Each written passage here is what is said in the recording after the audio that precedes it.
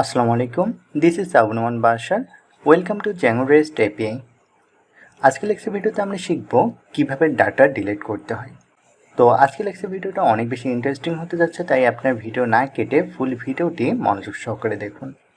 আমরা previous lecture video পর্যন্ত দেখেছিলাম কিভাবে ডাটা ক্রিয়েট করতে হয়, কিভাবে ডাটা আপডেট করতে হয়, বাট আমরা এখন পর্যন্ত জানি না এখানে যে আমাদের ডাটাগুলো ক্রিয়েট করা আছে এই ডাটাগুলো আমরা কিভাবে ডিলিট করব।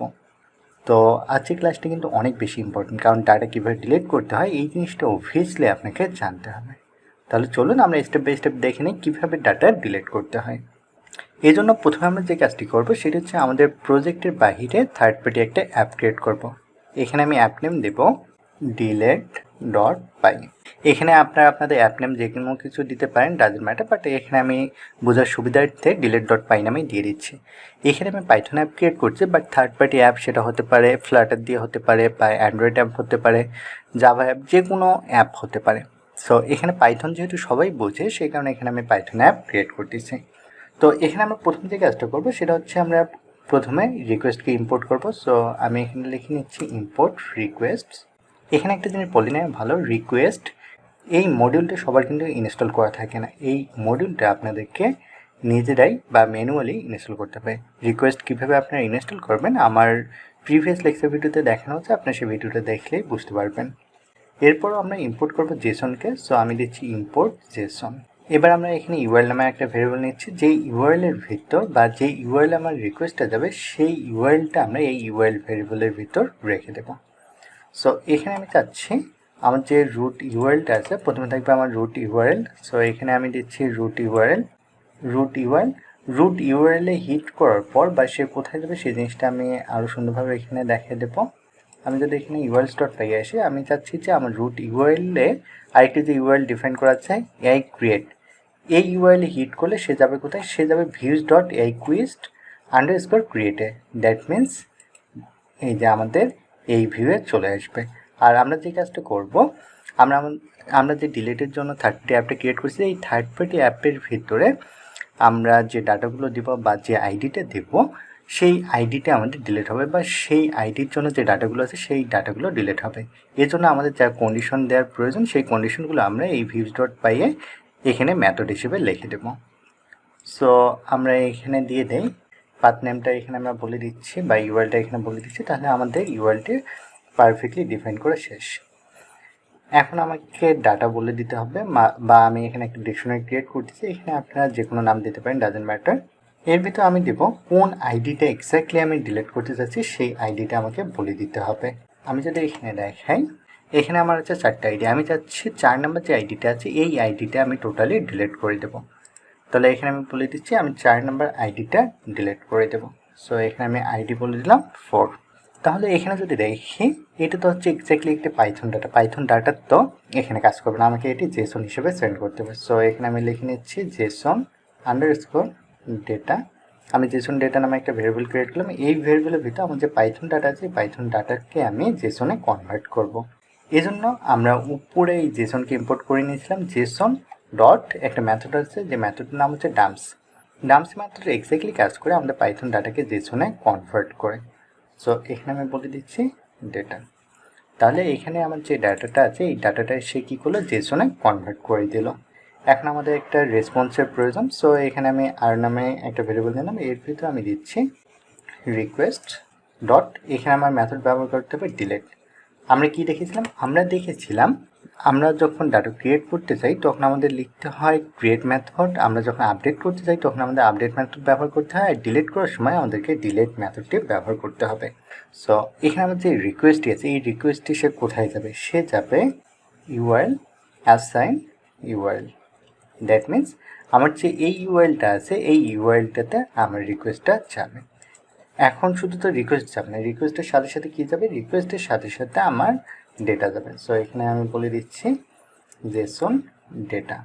এবার আমি চাইলে আরকে এক্সট্রাক্ট করতে পারি, এর জন্য আমি এখানে লিখতেছি ডেটা অ্যাসাইন আর ডট জেসন। অ্যান্ড ফাইনালি আমরা এখানে একটা কাজ করতে পারি, সেটা হচ্ছে আমরা ডাটাকে প্রিন্ট করে দেখতে পারি। সো আমি এখানে দিচ্ছি প্রিন্ট ডেটা। তাহলে আমার যে এখানে থার্ড পার্টি যে অ্যাপটা আছে এই থার্ড পার্টি অ্যাপটা কিন্তু আমার ক্রিয়েট করা শেষ।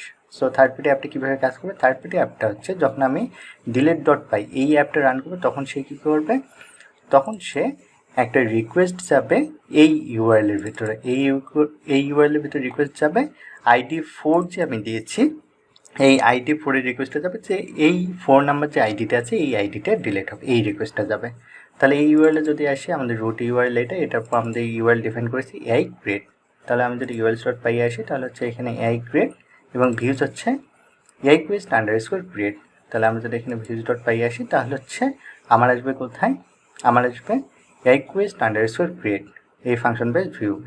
আর আমরা কোড লিখবো এক্স্যাক্টলি এখানে আপনাদের একটা লক্ষণীয় বিষয়, সেটা হচ্ছে ইন্ডেন্টেশনটা মেনটেন করতে হবে। আপনারা সবসময় করবেন যে এই ফাংশন বেসড ভিউয়ের ভিতরেই আপনি এখানে লিখবেন। সো এখানে একটা লক্ষণীয় বিষয়, সেটা হচ্ছে যে serializer.py আমরা যেমন আপডেটের জন্য কোড লিখেছি বা ক্রিয়েটের জন্য কোড লিখেছি, বাট ডিলিটের জন্য আমাদের কোনো কোড লেখার প্রয়োজন নেই। সো আমরা এখানে আসলাম, এসে আমরা যে কাজটা করবো তো একটা কন্ডিশন দিচ্ছি, আমি দিচ্ছি if request dot method equal to delete. যদি আমার রিকোয়েস্টটা ডিলিট রিকোয়েস্ট হয় তাহলে দেখা যাবে যে এই কন্ডিশনের ভিতরে প্রবেশ করবে এবং এখানে যে কাজটা হবে, আমরা জেসন ডাটা নামে একটা ভেরিয়েবল নিচ্ছি, এর ভিতরে যেটা স্টোর হবে, আমাদের যে রিকোয়েস্টটা আসতেছে সেই রিকোয়েস্টের বডিতে যা আছে সেটা এসে আমার স্টোর হবে কোথায়, জেসন বিতে। এখন আমি কি করব, এখন এই জেসনকে কনভার্ট করব স্ট্রিমে, জেসন টু স্ট্রিম। সো এখানে আমি স্ট্রিম নামে একটা ভেরিয়েবল নিচ্ছি এবং এর ভিতরে আমি লিখব io dot bytes io, and এখানে আমি কী দেবো, যে আমার যে জেসন ডাটা আছে এই জেসন ডাটাকে আমি স্ট্রিমে কনভার্ট করে নিলাম। এরপর আমার কাজ হচ্ছে এখানে তো স্ট্রিমে কনভার্ট হয়ে গেলো, এই স্ট্রিমকে এবার আমার পাইথনে কনভার্ট করতে হবে। সো আমি এখানে দিচ্ছি স্ট্রিম টু পাইথন।